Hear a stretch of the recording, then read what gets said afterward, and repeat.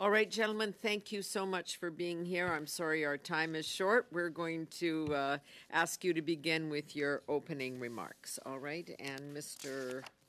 Mougeot, I think you're going first. Thank you. Thank you, Madam Chair and members of the committee, for this opportunity to speak with you regarding Bill C-280. I'm the President, as mentioned, I'm the President and CEO of the DRC.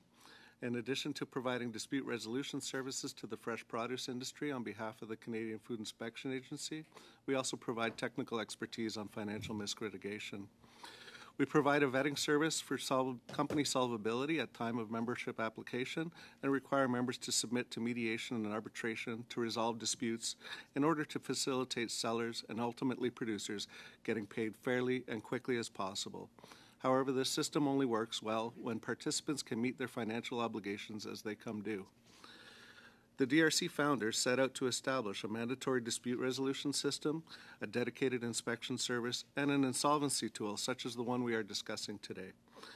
Today, only the insolvency tool remains outstanding. This legislation would provide our producers with an opportunity to recover a portion of their livelihoods. Frustrating producers further is that Canada and the U.S. had specific programs available to each other for the resolution of dispute trades regarding fresh produce. Canadian producers had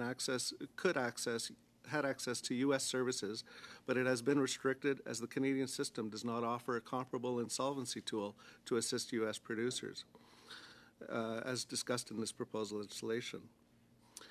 It has often been stated that protections for farmers already exist in the Canadian bankruptcy regime. I believe that this has now been well established, that those provisions and related to timeliness and product recovery simply do not work for produce, given perishability, supply chain, processing, and other identity issues.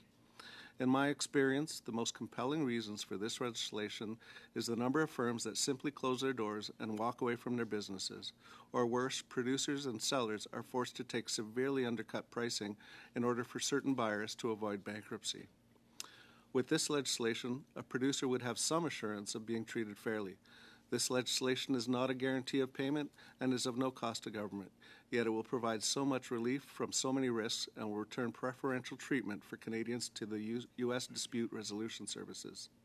Thank you again for this opportunity, and I look forward to your questions.